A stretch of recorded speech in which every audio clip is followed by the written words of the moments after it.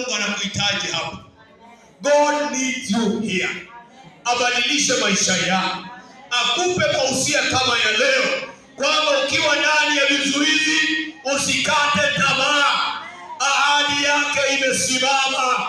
Hata unaizungumzia unasema, Kanaani yangu naja. Milima iwepo nitavuka. Mabonde yangu iwepo nitavuka. Iwe ni mito mikubwa nitavuka kwa jina la Yesu.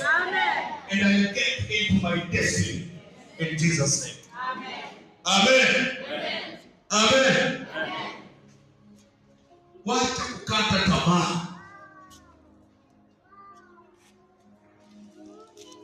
Hii group hii hapa naona wengi ni wenye wanatumanga application ya kazi,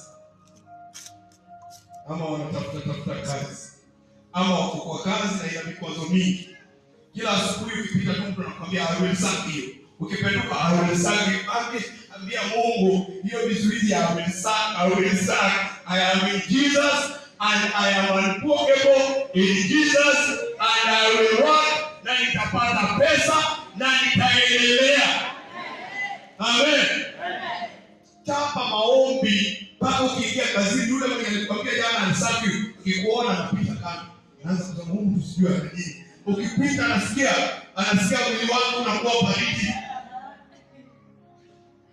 Don't joke with power of prayer. Omba.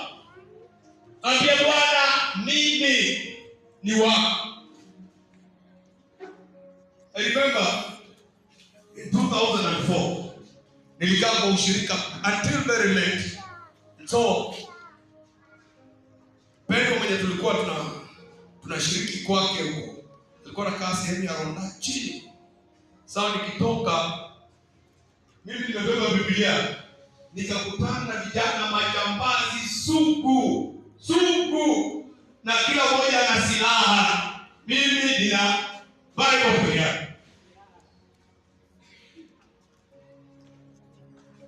Nobsta, siwezi fika kwenye kaka. Siwezi kimbia. Nikasema ndani ya roho, Bwana ninatoka kwa ushirika na nyumbani nitafika. Walipokutana na mimi wakaniambia